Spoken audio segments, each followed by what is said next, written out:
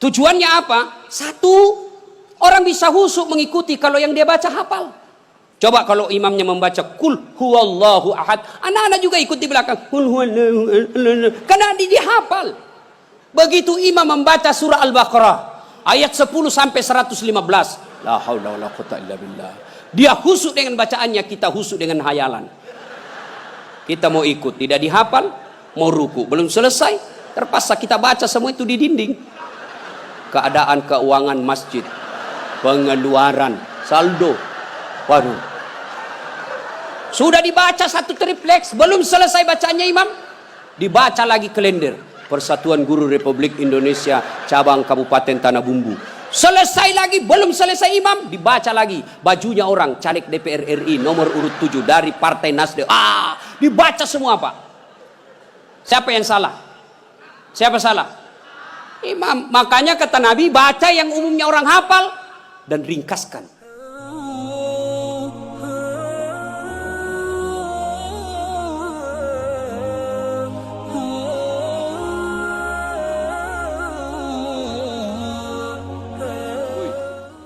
Bu, ada 4 perempuan yang menjadi penghuni api neraka. Dengar ini. Terancam ibu-ibu. 1, kata Nabi, mereka yang selalu bicara kasar sama suaminya. Apa kau anak muda, ada istrimu? Boleh marah sama suami, Bu, boleh. Marah manusiawi, tapi jangan memaki. Ini kalau marah, la haula wala quwwata illa billah, keluar semua kebun binatang di mulutnya. Bagaimana kita betah di rumah kalau ngomel aja kerjanya? Jadi, Bu, coba dengar itu laki-laki, coba lihat itu laki-laki. Kami pikir ibu bagaimana supaya ibu bisa pakai AC di kamar. Pak, kami pikir bagaimana supaya ibu bisa pakai emas pulang kampung dihargai sama keluarga. Kami pikir bagaimana supaya kalian bisa dibelikan mobil supaya tidak hitam kulitmu. Itu dipikir sama suamimu. Makanya jangan suka marah-marah. Takbir. Ada di sini takut sama istrinya? Ada. Berhenti kau jadi laki-laki. Ngamuk Ustaz. Kalau dia ngamuk enggak apa-apa. Dia pecahkan piring satu, pecahkan satu lusin. Dia pecahkan semua. Kenapa? Piring, gelas boleh dibeli. Harga diri sebagai suami tidak boleh diinjak-injak istri. Takbir. Itulah yang takut sama istrinya. Oi Bu, oi. 1, perempuan yang menjadi penghuni api neraka yang suka bicara kasar. Boleh marah tapi jangan memaki. Marah silahkan, manusiawi, tapi jangan memaki-maki. Goblok memang kau jadi laki-laki. Sudah goblok, hitam, gendut. Wah, ini penghuni neraka ini. Enak juga kalau kita pulang kampung, pulang rumah, capek kita tadi jual ikan. Sampai di rumah disambut sama suami dengan senyuman. Bila kamu di sisiku, hati rasa syahdu. Tenang perasaan. Langsung sudah bilang, Bu, kalau ada duit saya belikan kau emas. Masuk lagi kamar suami, berantakan kamarnya, marah-marah, peluk suami kita sambil menyanyi. Insaflah wahai manusia, bila dirimu bernoda. Itu kan lagu-lagu ibu-ibu dulu, lagu-lagu nasihat. Iya toh? Mungkin Tuhan mulai bosan melihat tingkah kita yang selalu salah dan bangga dengan dosa-dosa, atau alam mulai enggan bersahabat dengan kita. Coba kita bertanya pada rumput. Itu. Jadi kalau suaminya susah rezekinya, singgung dengan itu lagu. Mungkin kau banyak dosa. Itu lagunya ibu-ibu dulu. Sekarang lagunya ibu-ibu apa? Yo ayo, beleng-beleng. Senamlah dia di depan kantor bupati. Ibu-ibu di depan, bajunya sempit, roknya sempit. Bapak-bapak di belakang. Ibu-ibu di depan dah jadi pelatih. 1, 2, bapak-bapak di belakang. 3. Bagaimana ndak belen-belen semua ini? Putar ke kiri. Apa lagu-lagu begitu? Coba kalau salawat kayak tadi, nyaman perasaan. Ya. Woi. Ibu. Nah, satu, boleh marah, jangan memaki. Dua, perempuan menjadi penghuni api neraka. Mereka yang membebani suaminya melebihi kemampuan suami. Suaminya gajinya cuma 4 juta, tapi gaya hidupnya 7 juta. Kayaknya banyak penderita di sini ya. Hei, ibu-ibu, kenapa kita miskin? Karena kehidupan gaya hidup kita melebihi rezeki. Allah kasih rezeki 5 juta 1 bulan, tapi gaya hidupnya 8 juta. Akhirnya apa? Ngambil kredit, tidak bisa tenang. Coba kalau gaji kita 5 juta, gaya hidup kita 3 juta, insya Allah tenang perasaan. Kita miskin karena melebihi kemampuan kita. Maka suami kalau rezekinya 3 juta, jangan kau bebani. Ini kan tidak dibebani suaminya. Datanglah itu tukang kredit mobil. Bu, kalau ada mobil bu, tenang ibu. Ibu sudah tidak kehujanan. Pulang kampung nanti, ibu enak lagi. Satu keluarga, nggak perlu lagi naik PT-PT. Enak kan? Ini namanya penjual mobil, semua enak dia cerita. Dia tidak cerita bagaimana kalau kempes banyak. Bagaimana kalau mogok mobilnya? Tidak ada cerita itu. Akhirnya apa? Ngusullah kepada suaminya. Bang, masukin aja deh sertifikat rumah supaya kita bisa mobil. Akhirnya apa? Bulan pertama masih bisa dibayar cicilannya. Bulan kedua tidak bisa. Bulan ketiga, 4 tidak bisa. Akhirnya apa? Diambil mobilnya. Sudah diambil mobilnya, diambil pula sertifikat rumahnya digadai. Mengamulah gara-gara kau yang tidak bersyukur ini. Maka jangan melebihi kemampuan suami. Ibu-ibu punya siku? Punya? Woi, punya siku? Coba gigit sikunya bu. Coba. Kalau ada yang bisa gigit sikunya, saya kasih hadiah. Coba, mana bisa? Itulah orang yang memaksakan suaminya melebihi kemampuannya. Dan yang ketiga, kata Nabi, orang yang akan menjadi perempuan penghuni neraka, mereka yang mempertontonkan auratnya di depan lelaki. Bu, terutama ini akhwat cewek-cewek nih. Mari kita kerjasama. Kami laki-laki jaga mata, tolong kalian perempuan jaga akhlak. Biar kami setengah mati jaga mata, kalian gentayangan di jalan, habis amal kami bos. Pastilah dilihat, barang bagus. Dia bilang dilihat, haram tidak dilihat, barang bagus. Maka solak-solak kok bos. Ya? Yang keempat, orang yang akan menjadi perempuan penghuni api neraka, mereka yang tidak mendirikan sholat. Inilah perempuan memang paling banyak tidak mendirikan sholat. Kapan? Selesai haid. Haid 5 hari tambah bonus 2. Dia bilang suaminya, kenapa belum sholat sayang? Biasanya cuma 5 hari. Orang belum bersih, masih ada sedikit-sedikit. Dia bilang suaminya, bohong. Apa bohong? Saya kasih lihat kau. Apa mau dikasih lihat? Ketawa baru kau yang begitu. Kapan lagi perempuan banyak tidak sholat? Kalau ada pengantin, mukanya dikira tembok, coklat, biru, krim, abu-abu, jilbabnya 3 lapis, kuning, coklat, jilbab sakaratil maut. Ibu bapak saudara-saudara sekalian ya. Jadi orang yang menyesal di akhirat kelak, mereka yang memutuskan persaudaraan. Maka sebentar ini kalau ada tetangga kita pernah kita sakiti, minta maaf lalu kembalikan barangnya orang. Pegawai-pegawai negeri yang pernah ngambil mesin komputer di kantor, kasih kembali bos. Ya? Dan itu kalau tidak dikembalikan, ketika kita di padang mahsyar, dipanggil kita satu-satu.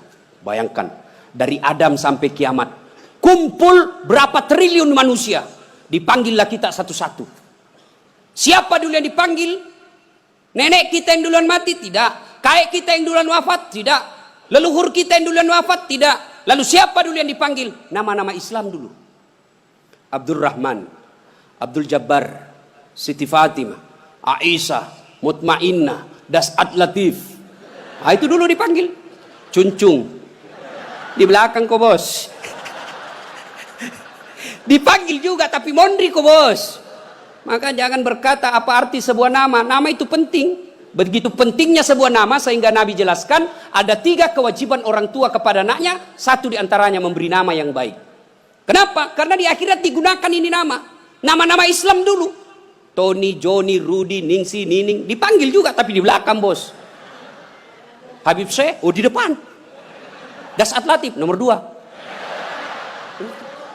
Bayangkan. Dipanggillah kita. Nah, orang bilang apa arti sebuah nama? Coba bayangkan kalau tidak ada semua nama di sini. Yang paling repot caleg. Pilih saya, siapa? Anu siapa? Anu. Coba kalau ada, coba sebut nama. Orang sebut nama minimal 2 saya bisa tahu. 1, suku, 2 agamanya. Nama Margono.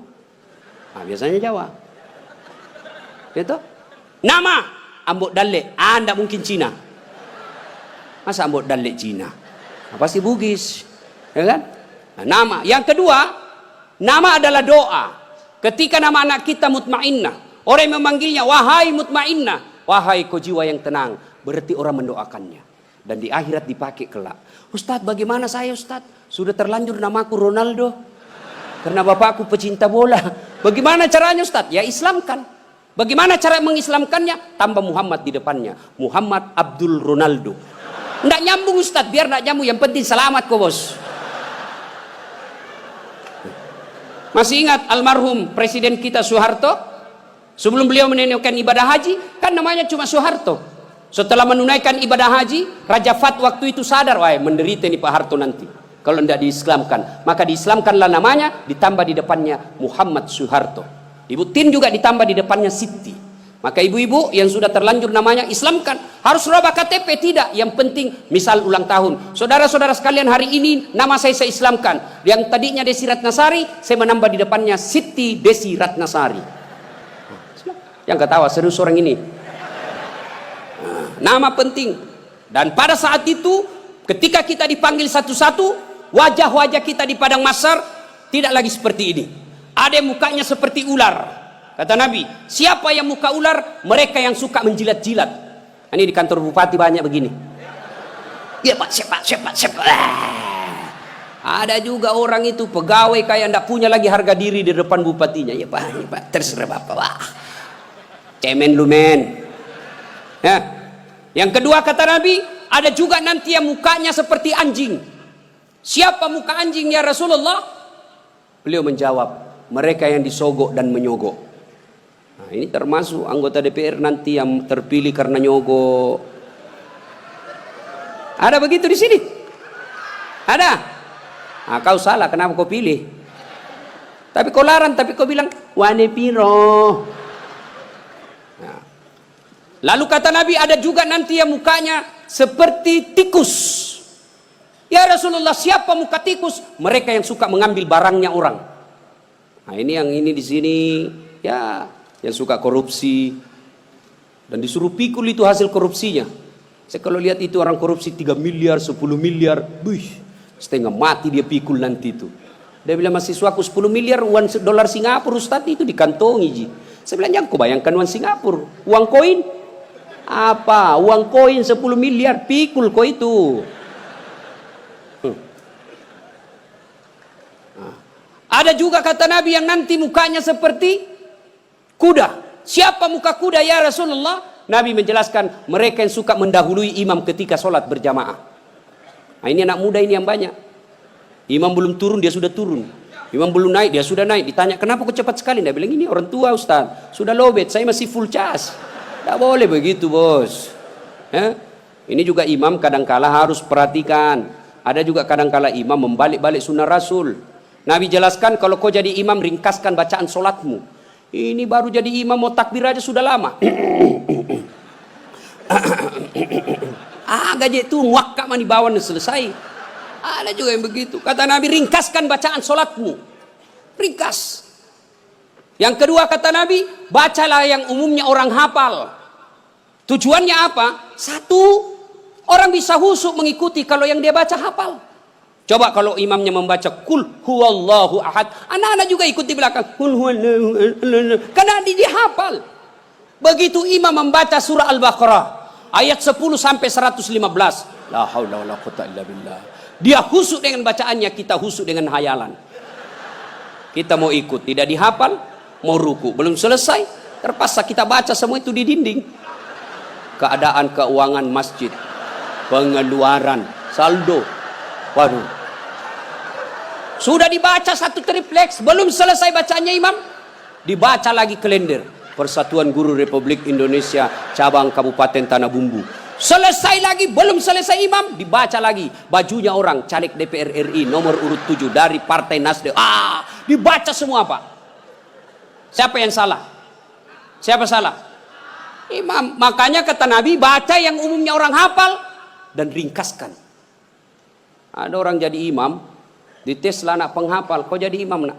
Mau didengar bacaanmu? Jadi imam lah, hanya dia yang hafal. Begitu lagi sholat, tiba-tiba ada cicak jatuh, kena telinganya, stres hilang hafalannya. Apa sambungannya ini? Dia lupa betul, hening satu masjid. Tiba-tiba imam berkata, tolong bantu di belakang. Dia bilang di belakang, saya juga tidak tahu. Tiba-tiba berteriak, kalau begitu ya sudah, Allahu Akbar. Memangnya anggota DPR.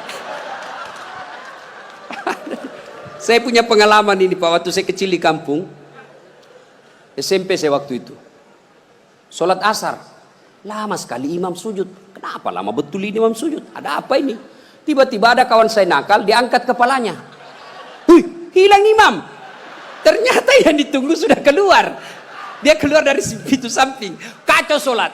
Selesai sholat ditanya, Pak Imam, kenapa kau tinggalkan kami? Dia bilang, saya kentut nak. Pak Imam, lain kali kalau kentut, kasih bangkit dulu kepala supaya kami lihat kau keluar. Dia bilang, saya sengaja, malu saya kau lihat. Kacau sholat. Siapa yang salah? Siapa salah? Siapa salah? Imam. Makanya hati-hati milih imam. Ya, ada lagi kejadian ini waktu saya kuliah KKN. Belum jadi ustadz saya waktu itu. Ada kawan saya dia pakai baju gamis. Wah, saya bilang pasti anak pesantren. Jadilah imam dia. Saya di belakang dua anak fakultas sastra. Begitu dia baca Al-Fatihah masih aman. Dia baca Al-Kafirun dalam hatiku, cari penyakit ini orang ini. Benar, dia baca enggak mau sampai. Wala antum abiduna ma a'bud wala ana abidu ma abattum wala antum abiduna ma a'bud wala ana abidu ma wala antum tak putar. Temanku jengkel ini ada sastra, dia bilang, kenapa itu tak putar-putar? Lah sudah ini juga saya pikir. Kacau sholat. Makanya kalau imam salah, kacau jamaah kita. Makanya hati-hati milih imam. Kata Nabi, milih imam itu tidak boleh sembarang. Jamaah makmum boleh, mulai dari orang waras sampai orang gila boleh jadi makmum. Mulai dari orang belum balik sampai dewasa boleh jadi makmum. Tapi imam tidak boleh. Kenapa? Salah imam, salah kalian jamaah. 2020 Tanah Bumbu akan milih imam. Bupati. Salah milih imam, salah kalian, menderita kalian di kabupaten ini. Maka hati-hati milih imam. Pun kita jadi makmum juga tidak boleh sembarang. Harus ada etikanya. Jadi makmum kata Nabi, kalau kau ke masjid, sikat gigi dulu. Terutama kalau subuh. Bayangkan kalau kita tidak sholat, tidak sikat gigi, tidur semalaman, orang di samping kita balik kanan, kita balik kiri menguap. Sampai meninggal dia ingatnya itu, busuk mulutnya itu. Sunnah sikat gigi. Apalagi kalau kau jadi makmum, jangan kau merasa kaulah yang paling soleh dalam masjid itu. Ada juga orang takbir itu kayak mau dia gigit, kita punya telinga. Cool man. Baca Al-Fatihah kayak dia ada di telinga sampingnya. Pada cengi capuk. Hanya ganggu ki. Ada lagi apa? Itu kaki. Kaki juga itu kadang-kala mengganggu. Kita kasih pindah, dia kasih pindah lagi kakinya. Kasih pindah, dia kasih pindah lagi. Saya jengkel, saya injak. Selesai salat, Ustaz, kenapa kau ganggu saya? Makanya adik-adik, kalau mau saya tanya, kenapa kau kasih pindah-pindah kakimu? Kau ganggu saya? Dia bilang supaya rapat saf. Bos, sini. Kalau mau rapat safmu bukan jari-jari kaki yang kau tempel. Tapi apa? Bahumu atau siku. Kalau siku rapat, pasti saf rapat. Tidak ada orang sholat begini. Tapi kalau kakimu rapat, safmu longgar. Ya. Ada lagi selesai sholat yang paling menjengkelkan itu. Selesai sholat dia ambil saf paling depan, belakangnya imam. Begitu assalamualaikum, assalamualaikum, langsung lompat. Mau lihat, tidak jabat tangan, tidak langkai orang, itu kurang adab kalian. Kalau kalian tidak mau doa bersama, tidak mau jabat tangan selesai sholat, ya sudah di belakang kau duduk, supaya kau tidak ganggu orang. Ingat adik-adik sekalian ini yang baru belajar agama, puncak dari semua ilmu adab. Rasulullah ditanya, ya Rasulullah, untuk apa Rasul diutus ke muka bumi? Mencerdaskan kehidupan bangsa? Bukan. Mengangkat harkat dan martabat? Bukan. Apa? Liutammima makarimal akhlak, memperbaiki akhlak manusia. Ini kita berbeda mazhab, saling mengkafirkan, saling menghina. Zaman sekarang aja ini kita ribut-ribut sesama muslim. Dulu tahun 90-an, kita kalau sholat subuh, Allahu Akbar, di samping kita tidak kunut, dalam hati saja, oh Muhammadiyah. Selesai. Allahu Akbar, tidak kunut, Muhammadiyah berarti ini. Itu aja dia. Sekarang saya pun dimaki-maki di Facebook. Apa kau Ustaz? Bicara-bicara sunnah, baru kau tidak pelihara sunnah. Kenapa kau tuduh saya tidak pelihara sunnah? Buktinya kau tidak pelihara jenggot. Ya mau diapa kalau tidak mau tumbuh? Saya sudah kasih minyak, Bib, tidak tumbuh-tumbuh. Malah marah istri saya. Ini Ustaz kasih kotor-kotor bantal. Kasih minyak nih, Bu. Ya. Nah, saudara-saudara sekalian, ini golongan, maka sebelum wafat minta maaflah orang-orang yang pernah kita sakiti. Kalau ada berkaitan dengan barang, kembalikan. Ibu-ibu yang pernah ngambil sendoknya orang ketika pengantin, kasih kembali. Karena ada juga itu ibu-ibu Columbus. Tahu Columbus? Kelompok ibu-ibu pembungkus. Kalau ada pengantin dia bungkus semua kuai. Yang ketiga, penyesalan kata Nabi, yaitu mereka yang tidak menjawab azan salat ketika azan berkumandang. Puasa, haji, zakat, sedekah, semuanya akan sia-sia ketika tidak mendirikan sholat. Adik-adik, kalian tidak usah malu kalau kalian tidak jadi pegawai negeri. Ibu-ibu, kalian tidak usah cemas dan merasa malu kalau sampai sekarang ini masih ngontrak-ngontrak rumah. Tapi malu dan cemaslah ketika sudah dewasa seperti ini, belum mendirikan sholat dengan sebaik-baiknya. Kalau sholat kita insya Allah baik, maka hidup kita akan diperbaiki oleh Allah Subhanahu wa Ta'ala. Kalau sholat kita bagus, Allah yang akan menyelesaikan semuanya. Di dunia ini tidak ada orang tidak punya masalah. Semua kita punya masalah, pasti. Jangankan kita, Nabi ada masalahnya. Malah di ibu-ibu yang tanya, Ustaz, bolehkah orang sholat itu tidak pakai BH? Kenapa bisa ibu? Panas ibu Ustaz, tidak ada AC, tidak ada kipas angin, kita baru pulang pasar. Boleh, tapi apa itu beradab? Ibu-ibu pergi ketemu gubernur tapi tidak pakai BH, boleh kan? Tidak Pak Gubernur. Mohon maaf ini Pak Gubernur. Coba. Ayo. Saya sholat Ustaz, betul kok sholat tapi main-main. Allah. Wa kana wa ya kun Ustaz. Ini serang. Siapa ngajar sholat begitu, Bos? Ada juga orang sholat kayak ditiup angin. Ada lebih parah Allah. Siapa ajar ku sholat mak keju-keju. Jadi jangan heran ketika sudah 20 tahun sholat kok masalah kita tidak bisa lepas. Salah satu sebabnya kita sholat seada-adanya. Bapak saudara-saudara sekalian, tepat tanggal 12 Rabiul Awal tahun ke-11 Hijriah, Rasulullah sallallahu alaihi wasallam demam. Lalu Allah perintahkan kepada malaikat Jibril, Jibril, kau turun, panggil 3 malaikat, 2 malaikat, Israil, Israfil, Mikail, kau turun 4 malaikat. Sampaikan kepada Muhammad, Allah perintahkan saya menjemputmu dengan catatan tanya dulu. Kalau dia sudah mau cabut nyawanya, kalau belum tunda sampai mau. Turun malaikat. Langit pertama, langit ke-7 masih berempat. Jibril, Mikail, Israil, Israfil.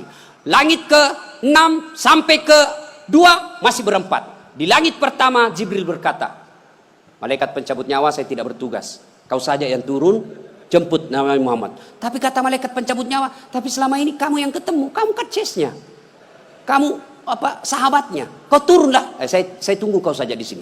Turun malaikat pencabut nyawa. Depan rumah Nabi ketuk pintu. Assalamualaikum warahmatullahi wabarakatuh ya Rasulullah. Nabi menjawab, Waalaikumsalam warahmatullahi wabarakatuh. Fatimah buka pintu. Bah, tidak ada orang. Kata Nabi, sudah ada di samping saya. Kata malaikat pencabut nyawa, ya Muhammad, hari ini saya diperintah untuk mencabut nyawamu apabila kau mau. Menurutmu bagaimana? Kira-kira kalau Pak Cuncun ditanya ini apa jawabannya, bos? Saya diperintah cabut nyawa. Tunggu dulu, orang belum jadi bupati. Pasti. Ustaz, Dasat, saya diperintah cabut nyawamu. Menurutmu bagaimana? Tunggu dulu, istri baru satu. Itu pasti mau sekali poligami tapi takut sama istrinya. Apa jawaban Nabi? Wahai malaikat, seluruh nabi dan rasul senior saya, setelah mereka melaksanakan tugasnya, mereka menghadap kepada Allah. Saya pun siap hari ini. Cuma ini ada yang lain. Mana Jibril? Jibril ada di atas. Kau panggil dulu deh. Ada yang saya mau tanyakan. Naik malaikat pencabut nyawa. Jibril, kau dicari sama CS-mu. Saya bilang memang kau ikut. Kau banyak cerita. Sudahlah, kau turun sini. Turun malaikat Jibril. Ya Jibril, kalau hari ini saya harus menghadap kepada Allah, tolong berikan saya kabar gembira. Ya Muhammad, seluruh nabi dan rasul haram masuk surga sebelum engkau lebih dulu di dalamnya. Alhamdulillah. Ya Muhammad, seluruh malaikat yang pernah Allah ciptakan sekarang mereka antri menunggu rohmu. Alhamdulillah. Apalagi Jibril, ya Muhammad, kalau ada dosa dan kesalahan yang pernah kau lakukan, Allah telah mengampuni dosa-dosamu. Alhamdulillah. Tapi Nabi berkata, Jibril, itu kan saya tidak cemas soal diriku. Yang aku cemaskan siapa? Tolong kasih saya berita gembira soal umatku. Kita yang dicemaskan Nabi. Tolong berikan saya berita gembira. Naiklah Jibril bertanya kepada Allah, turun membawa berita. Ya Muhammad, saya dapat berita gembira dari Allah. Apa? Meskipun engkau sudah tidak berada di tengah-tengah mereka, meskipun engkau sudah tidak berada di tengah-tengah umatmu, selama umatmu berpegang kepada Quran dan Sunnah, insya Allah umatmu selamat. Nabi berkata, kalau begitu laksanakan tugasmu, malaikat pencabut nyawa. Jibril mundur. Mulailah dieksekusi Nabi. Dicabut rohnya, meninggalkan telapak kaki, naik ke betis, naik ke paha, menggigil Rasulullah, keluar biji-biji keringat di pelipis beliau, di daki beliau keluar keringat. Lalu Jibril membalik ke belakang, dilihat oleh Nabi. Ya Jibril, kenapa kau palingkan pandanganmu? Apa kau jijik melihat saya sekarang ini? Jibril menjawab, demi Allah dan Rasulnya, saya tidak jijik melihatmu ya Muhammad, cuma saya tidak tega melihat engkau menghadapi sakaratil maut. Lalu Nabi menjelaskan, ya Jibril, andai saja Allah tidak sayang dan cinta kepadaku, maka aku akan rasakan betapa sakitnya sakaratil maut ini. Sampai naik ke atas, sampai ke tenggorokan beliau, sampai ke bibir beliau. Beliau mewasiatkan 3 perkara. Kata Nabi yang pertama, perempuan kalian, jaga perempuan di antara kalian. Yang kedua, salatmu, jaga salat kalian. Dan yang ketiga Nabi ucapkan, ummati, ummati, ummati, umatku, umatku, umatku. Nabi tidak mencemaskan anak cucu beliau. Nabi tidak mengucapkan Fatimah anakku. Tapi siapa yang diucapkan Nabi? Ummati, ummati. Begitu cintanya Nabi kepada kita. Nah sekarang bagaimana cinta kita kepada Nabi? Salah satu cinta kita kepada Nabi dengan hadir di majelis salawat seperti ini. Hadir di tempat ini wujud kecintaan kita kepada Rasulullah. Pada zaman Nabi tidak ada salawat rame-rame seperti ini. Kenapa? Karena beliau ada di tengah-tengah kita. Di tengah-tengah umat pada saat itu. Nabi pernah bertanya kepada sahabat, saudara-saudara sekalian, Anda tahu siapa yang paling menakjubkan imannya? Menakjubkan itu mengagumkan. Kata sahabat, para malaikat ya Rasul. Nabi katakan tidak. Bagaimana mereka tidak menakjubkan imannya? Mereka ketemu Allah. Kalau begitu, para nabi dan rasulnya ya Rasulullah, Nabi katakan tidak. Bagaimana kami tidak beriman? Kami menerima wahyu, ketemu dengan malaikat. Kalau begitu ya Rasulullah, kami inilah para sahabatmu. Nabi katakan tidak. Bagaimana kalian tidak beriman? Kalian ketemu dengan saya, kalian melihat mujizat, wajar kalian beriman. Lalu sahabat berkata, kalau begitu siapa yang paling menakjubkan imannya ya Rasul? Nabi menjawab, umatku, saudara-saudaramu setelah kita ini wafat, mereka beriman kepadaku, mereka percaya kepadaku, padahal mereka tidak pernah ketemu Allah, mereka tidak pernah ketemu malaikat, mereka tidak pernah melihat mukjizat, mereka tidak hidup di tengah-tengah saya, tapi mereka beriman kepadaku dan berselawat. Kita inilah yang hadir di tempat ini. Mudah-mudahan Allah berikan waktu dan kesempatan kepada kita untuk lebih banyak lagi mencintai Rasulullah. Salah satu di antaranya berselawat seperti ini. Ketika Allah perintah kita puasa, Allah tidak ikut menunaikan ibadah puasa. Allah perintah kita haji, Allah tidak menunaikan ibadah haji. Ketika Allah perintah kita bersalawat, innallaha wa malaikatahu yusalluna 'alan nabi. Sesungguhnya Allah dan para malaikatnya bersalawat kepada Rasulullah Muhammad sallallahu alaihi wasallam. Maka wahai orang-orang yang beriman, bersalawatlah kalian kepada Rasulullah.